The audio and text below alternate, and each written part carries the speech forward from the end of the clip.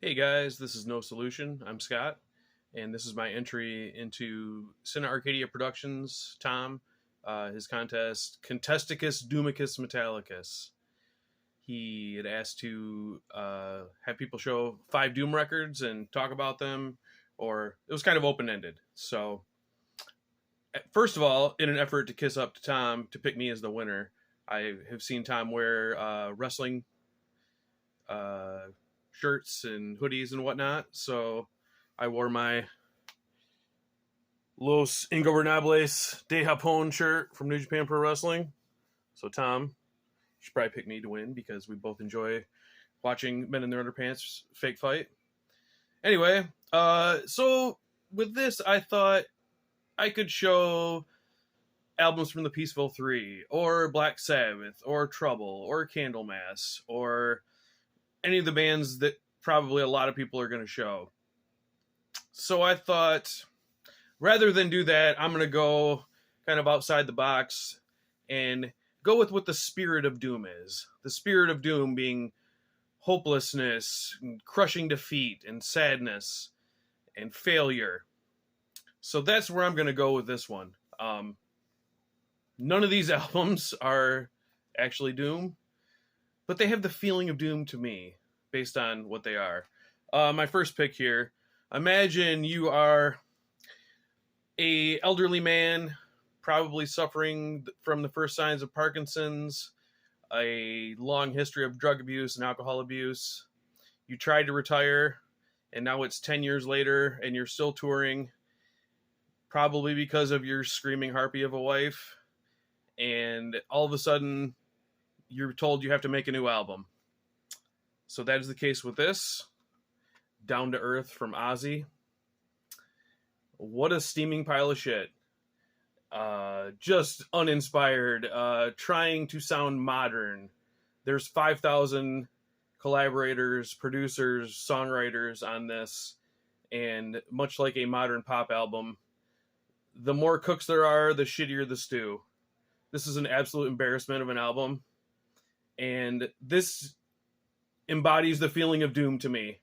He's doomed to continue on this treadmill when all the inspiration is gone, but he just has to keep going. This was I know a lot of people don't like Osmosis, the previous album. I actually kind of like that one. This is where I got off the Ozzy train. This was an absolute embarrassment.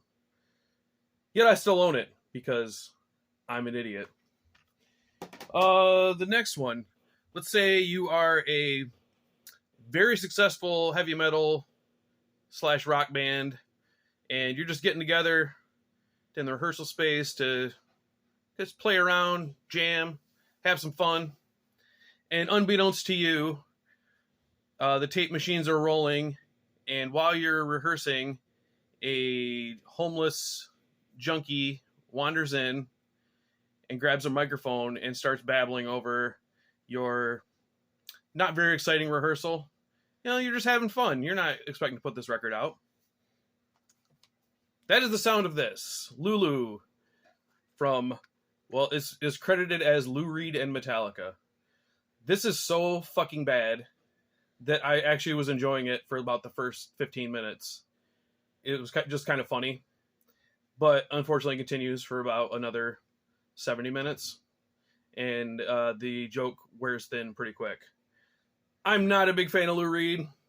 I think he's one of the biggest con men in rock and roll. I don't understand why he's considered a genius. But this, I don't think even the biggest Lou Reed fan could put this in the evidence for his musical genius. This is an absolute disaster. And the sound of doom. All right, how about you're a successful rock band from the mid-'70s to, let's say, the late 70s, and, you know, times have changed. People aren't into your shtick anymore.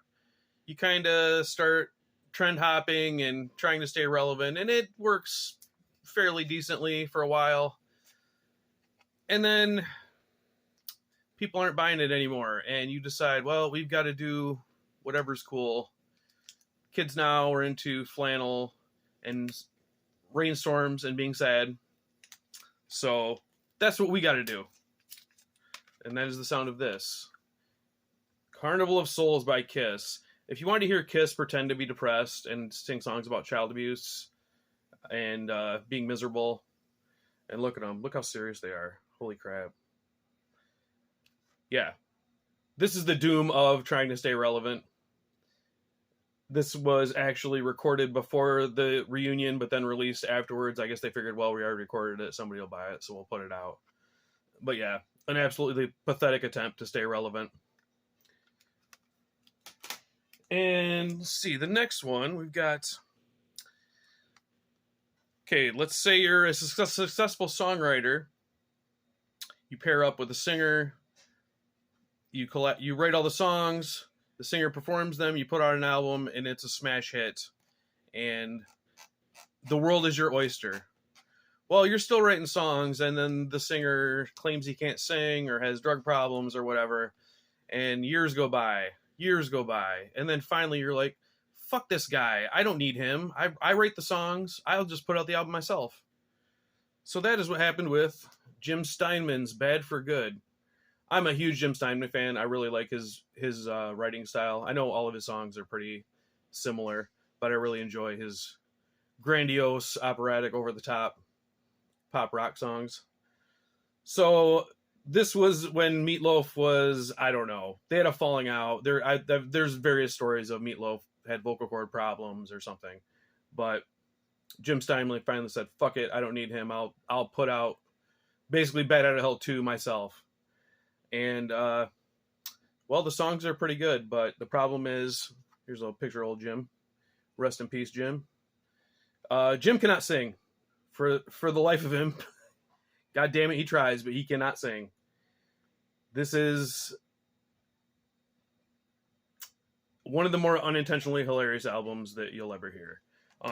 Most of these songs were actually reused, actually, for the real Bad Out of Hell 2 with Meatloaf or various other projects.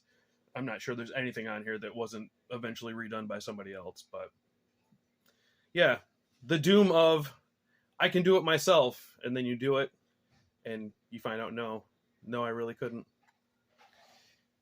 And then my final pick, not quite in that vein, but this guy, I would say this person is the godfather of doom.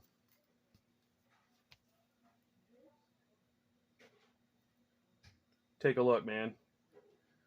Let a frown be your umbrella. What could be more doomy than that? Look at him. The guy lives in a fucking garbage can. He loves filth and sorrow and misery.